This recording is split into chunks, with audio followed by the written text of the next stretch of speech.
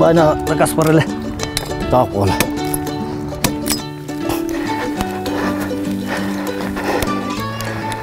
Аккалам.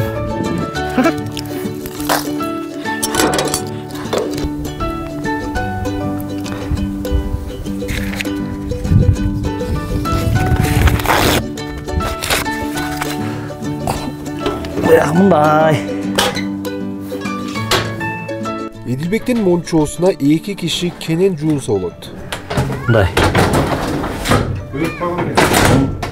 Ичинде место тар болгондуктан раздвижной жасадык, чтоб место элбесин депчи.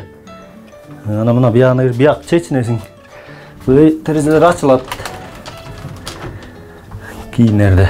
Бияк болсо жуунчу жери. Дөңгөлөктүн үстүндөгү бул мончону куруу идеясы Эдилбекке 5 жыл мурда келген. Эдилбектин мончоосуна Босого жайлоосундагы бардык малчылар келип түшүп кетет. Баасы бир кишиге 100 сом.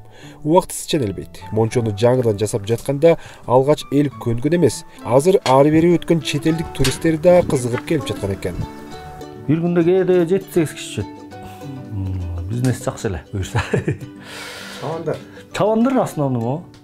Анан кээде бул эс алып келип атпайбы шаардан. Аларга да кызык болуп атат. Жайлоодо байна бар десе.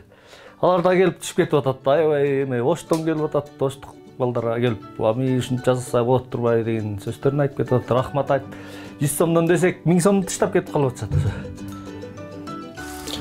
Эдилбек өзү Бишкек шаарында жашайт. Чакан ишкерчилиги бар. Жайкысын айылга келип, ата-энесинин малын алып жайлоого чыгып келет. Эмгектен олтуруп, өзү жайлаган 3 гектар жердин чөбүн чаап, малга кышка тоют да камдап алат. Ал жерди малдан тосуш үчүн күндүн энергиясынан алган корук менен коруп чыккан. Преобразователь. Bundan ток чыгып, бул аккумуляторду тойгузбот. Анан аккумулятордон мына зым токта бул же.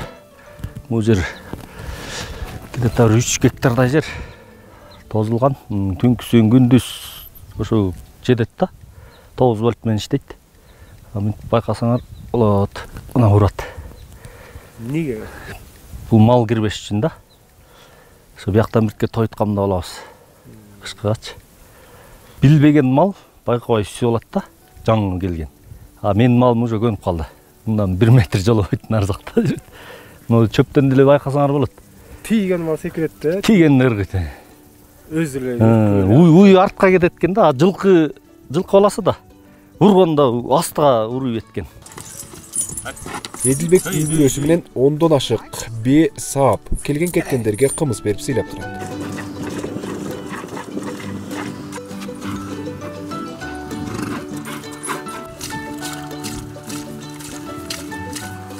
Келинчеги Фарида шаарда өскөндүктөн азырынча бе саганды жаңыдан гана үйрөнүп жаткан экен. Биринчи келгенде, конечно, бирке оорураак болот жумуштар. Андайын анан постепенно көнүп кетесиң. Туристтер көп каттаган ат башынан көлтөр, кел суу аймактарына мына ушул Босого жайлоосу аркылуу кетет. Мындан улам Эдилбек туристтерге кызмат көрсөтүү үчүн өзүнчө жай куруу идеясын багып жүрөт. Көл сууга кетет, бия көлтөргө барат. Ошо бул жерге бир жакшы бир туристский точка ачсакпы деп атабыз, интернетке киргизсек. Кардарлар болот окшойт. Эдилбек жашап жаткан жер Сайыс учурунда малчылардын дүкөнү болгон экен. Дүкөндө Эдилбектин атасы иштетчү. Эми ал ата конушун ээн калтырбай үйүн жаңыртып, жайлоого дагы жаңылык алып келем деген дымакта жүрөт. Мирлан Кадыров, Азаттык.